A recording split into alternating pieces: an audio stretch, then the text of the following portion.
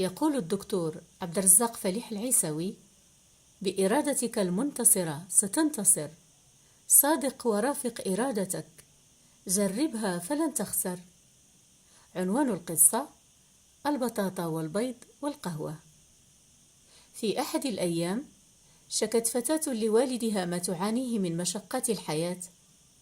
أخبرته أنها تعيش حياة تعيسة ولا تعلم كيف تتجاوز كل المصاعب التي تواجهها، فما إن تتغلب على مشكلة ما حتى تفاجئها الحياة بمشكلة أكبر وأقسى. كان والدها طاهيا بارعا، فلم ينبس ببنت شفاه، بدلا من ذلك طلب منها مرافقته إلى المطبخ، وهناك أحضر 3 أوعية ملأها بالماء ووضعها على النار. بمجرد أن بدأت بالغليان وضع حبات من البطاطا في الوعاء الأول، حبات من البيض في الوعاء الثاني، وحفنة من حبيبات القهوة في الوعاء الثالث. تركها تغلي دون أن يقول شيئا. أصاب الفتاة الملل وبدأ صبرها ينفد، وراحت تتساءل عما يفعله والدها. وبعد مرور 20 دقيقة أطفأ الأب الطيب النار، وأخرج البطاطا والبيض والقهوة، ووضع كل منها في وعاء زجاجي شفاف، وانتظر حتى تبرد الأوعية الزجاجية والمحتويات. التفت بعدها نحو ابنته وقال: ماذا ترين؟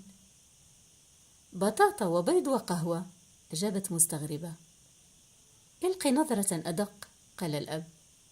والآن المسي حبات البطاطا. كذلك فعلت الفتاة، فلاحظت أنها أصبحت طرية. ثم طلب منها أن تقشر البيض، فلاحظت أنها قد أصبحت أقسى. وأخيرا طلب منها ارتشاف القهوة، فلاحظت أنها لذيذة، ورسمت على محياها ابتسامة خفيفة. أبي، ماذا يعني كل هذا؟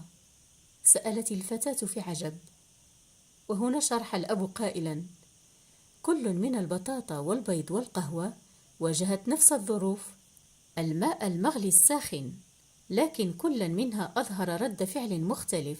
فالبطاطا التي كانت تبدو قاسية قوية أصبحت طرية، والبيضة السائلة ذات القشرة الهشة تحول السائل فيها إلى كتلة صلبة. أما القهوة فكانت ردة فعلها فريدة، لقد غيرت لون الماء ونكهته، وأدت إلى خلق شيء جديد تماما. صمت الأب قليلا ثم واصل: ماذا عنك أنت يا بنتي العزيزة؟ عندما تواجهك ظروف الحياة الصعبة كيف تستجيبين لها؟ هل تبدين ردة فعل كالبطاطا، كالبيض، أم كالقهوة؟ العبرة المستفادة: تحدث في الحياة من حولنا الكثير من الأمور، وتواجهنا الكثير من الصعاب والأحداث. المهم حقا هو كيف نختار ردة فعلنا للتعامل مع هذه الصعاب والأحداث. هل تحطمنا وتجعلنا ضعفاء كالبطاطا؟ أم أنها تحولنا إلى أشخاص بدواخل صلبة من الداخل كما هو الحال مع البيض؟ أم أننا نتعلم منها ونستغلها في تغيير العالم من حولنا وخلق شيء إيجابي جديد؟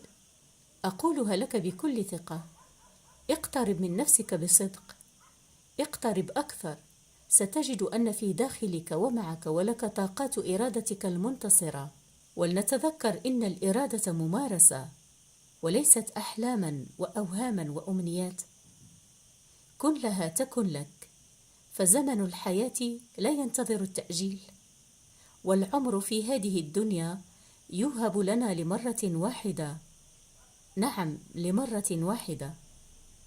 مع أجمل تحيات الدكتور عبد الرزاق فليح العيسوي، ميسان، العراق، في 18 من تموز 2022.